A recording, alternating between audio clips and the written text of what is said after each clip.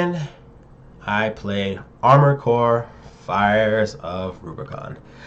Also, if you have seen my social media and my YouTube, I have played this game down to a bloody pulp. Played this game 3 times, 3 new games, 3 different endings. I do not believe I posted the final ending, the third and final ending, but I will be posting it soon. Actually, I'm going to be posting it today, so I can start uploading and showing you guys the third and final ending. But I will say, without a shadow of a doubt, I'm so happy this game got an award in the Game of the Year. This game is beautifully done. I did not think they would be able to come through and top it the way they did, but good God Almighty, this game, I love this game. Let's see. So, as you can see, I have 22 different mechs for every occasion.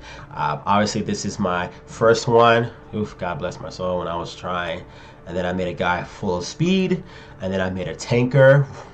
And then I made a guy that was actually faster than my other one. And then I named this one Wigglytuff because it was pink and it looked like Wigglytuff. Then Hellraiser. So like as I kept playing through the game, I kept making more and more modifications, more and more updates. Obviously, this was one of my peak ones because all it was is 2 grenade launchers and 2 rocket launchers on its back, and I unleashed hell upon Earth with it. And then I started getting all the all-mine gear. When you're playing through the game, you get some of the gear, and so this is all mine.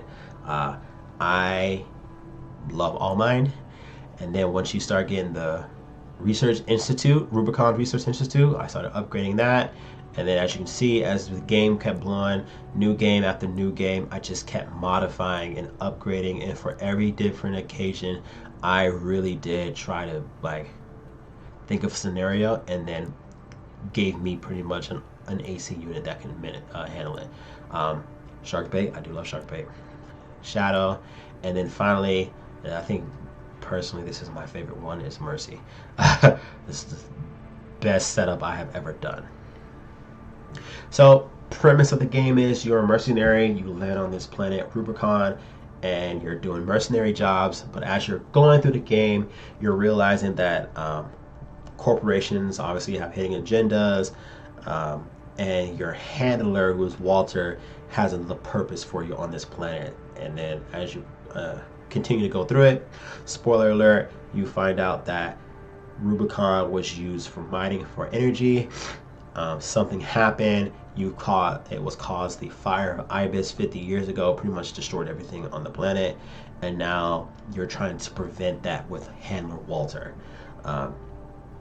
As you're playing with the game, you become self-aware that that the energy is conscious and it's a sentient life, which is air. And then air and you, depending on what story from handler Walters, if you do New Game Plus again, you can either fight air and pretty much try to destroy Rubicon and prevent the fires of Rubicon from happening. And then the third ending, you and air pretty much perfect the ultimate symbiosis, and then you spread that across the cosmos. So that's actually pretty cool. 3 different endings of how you play the game. Beautifully done. I couldn't ask for anything more out of this game. I given this game for graphics, storyline, and mechanics a 5 out of 5.